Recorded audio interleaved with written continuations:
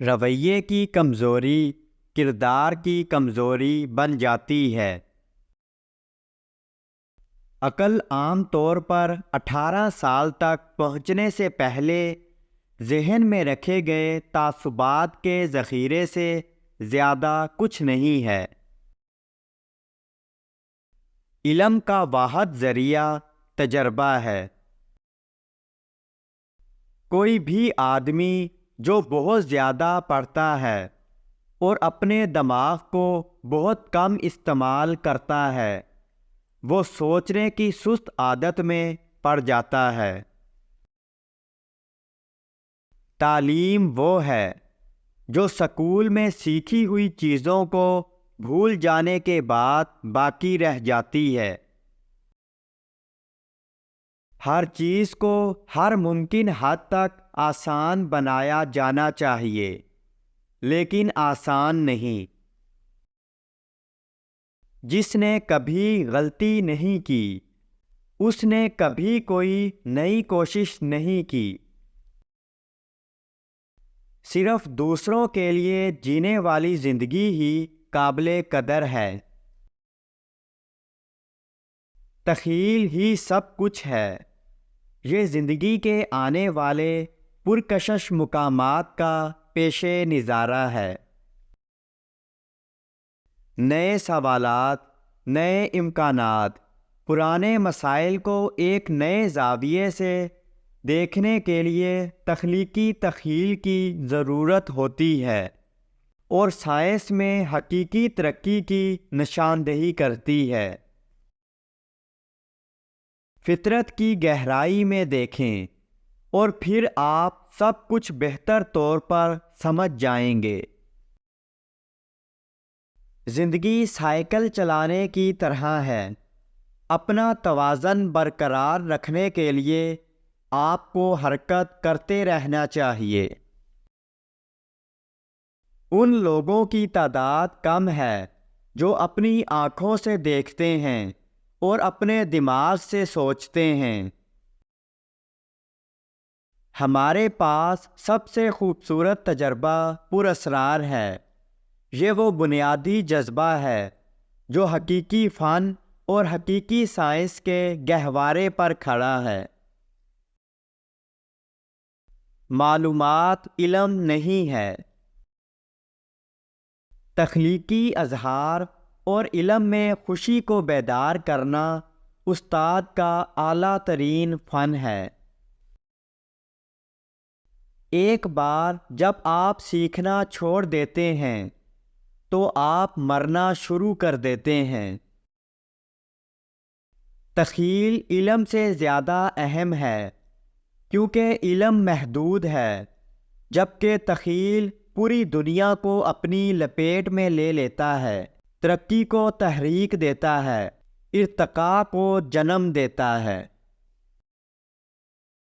اپنی زندگی گزارنے کے صرف دو طریقے ہیں۔ ایک ایسا ہے جیسے کچھ بھی معجزہ نہیں ہے، دوسرا گویا سب کچھ ایک معجزہ ہے۔ کامیاب آدمی بننے کی کوشش نہ کریں، بلکہ ایک قابل قدر آدمی بننے کی کوشش کریں۔ انسانی معاشرے میں جو کچھ بھی قیمتی ہے، اس کا انحصار فرد کو دیے گئے ترقی کے مواقع پر ہے۔ کوئی بھی تجربہ مجھے درست ثابت نہیں کر سکتا، ایک تجربہ مجھے غلط ثابت کر سکتا ہے۔ ایک خوش آدمی حال سے اتنا مطمئن ہوتا ہے کہ مستقبل پر بہت زیادہ غور نہیں کرتا۔ ذہانت کی اصل نشانی علم نہیں بلکہ تخیل ہے۔ پاگل پن ایک ہی چیز کو بار بار کرنا اور مختلف نتائج کی توقع رکھنا۔ میرے پاس کوئی خاص ہنر نہیں ہے، میں صرف جذباتی طور پر متجسس ہوں۔ ایسا نہیں ہے کہ میں اتنا ہوشیار ہوں، یہ صرف اتنا ہے کہ میں زیادہ دیر تک مسائل سے دوچار رہتا ہوں۔ غصہ صرف احمقوں کے سینوں میں رہتا ہے۔ تعریف کے نقصان دہ اثر سے بچنے کا واحد راستہ کام کرتے رہنا ہے۔ ایک انسان ایک پوری کائنات کا حصہ ہے جسے ہم کائنات کہتے ہیں۔ بعض اوقات کوئی ان چیزوں کے لیے سب سے زیادہ قیمت ادا کرتا ہے جو کسی کو بغیر کسی قیمت کے ملتی ہیں۔ میں مستقبل کے بارے میں کبھی نہیں سوچتا، یہ بہت جلد آتا ہے۔ انسان کی قدر اس چیز میں دیکھی جانی چاہیے جو وہ دیتا ہے، نہ کہ اس میں جو وہ حاصل کر سکتا ہے۔ زیادہ تر استاذہ اپنا وقت ایسے سوالات پوچھ کر ضائع کرتے ہیں جن کا مقصد یہ دریافت کرنا ہوتا ہے کہ طالب علم کیا نہیں جانتا، جبکہ سوال کرنے کا اصل فن یہ دریافت کرنا ہے کہ شاگرد کیا جانتا ہے یا جاننے کی صلاحیت رکھتا ہے۔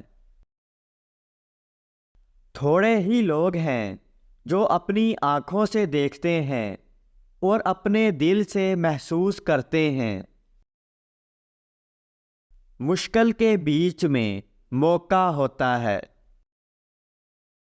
یادداشت دھوکہ ہے کیونکہ یہ آج کے واقعات سے رنگین ہے۔